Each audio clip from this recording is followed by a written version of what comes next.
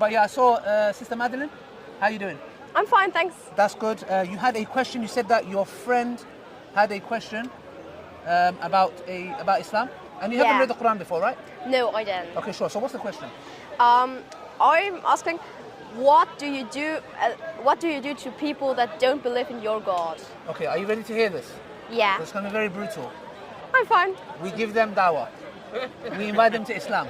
Okay. So I don't know what your friend told you, but people that don't believe, for example, in Islam, they're in categories. So there's the people of the book, Ahlul Kitab.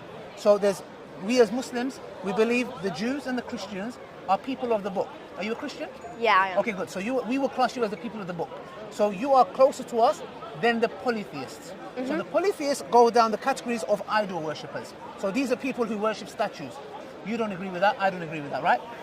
Okay, good. So as Christians, that's the reason why Allah says in the Qur'an, tell the people of the book, which is you, we come together and we worship God alone, which you say the Father.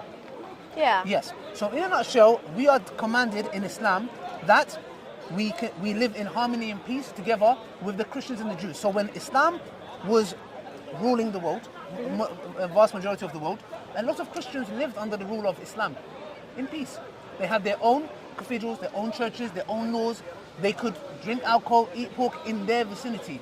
So, and they were a protected group, meaning, for example, the Prophet Muhammad, when even Umar ibn Khattab, he was one of the second Caliph of Islam, when he took over Jerusalem, he had a covenant, a treaty with the Christians and the Jews, that they will live side by side in peace, and they have rights. If an external enemy was to come and attack the Christians, the Muslims will be there to defend them.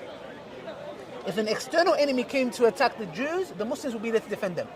And the same goes if an external enemy came to attack the Muslims, the Jews and the Christians will help the Muslims to fight them. So there is a perception that in Islam it says, the disbeliever, you kill them. This is nonsense. This is only talking about specific individuals who are hostile. So in the Qur'an, in chapter 60, verse 8, Allah says in the Qur'an, we do not forbid you from being just and kind to those who do not fight you and kick you out from your houses. So in a nutshell, to answer your question, Sister Madeline, we are told that a principle is, number one, we share Islam with everybody. Christian, Jew, Hindu, whoever you are. That's the number one thing that we believe that the disbelievers have a right, because they want to hear the message of Islam. That's number one. Number two, if they choose to reject it, then that's upon them, because in the Qur'an in Surah Al-Baqarah, it's the second chapter of the Qur'an, there is no compulsion in religion. I can't force you to accept Islam. It defeats the purpose. If I'm forced you, then you didn't really embrace it. So in Islam, strictly, no Muslim is allowed to force a non-Muslim to accept Islam. Okay. If that makes sense. Yeah, sure. Yeah. Thank you.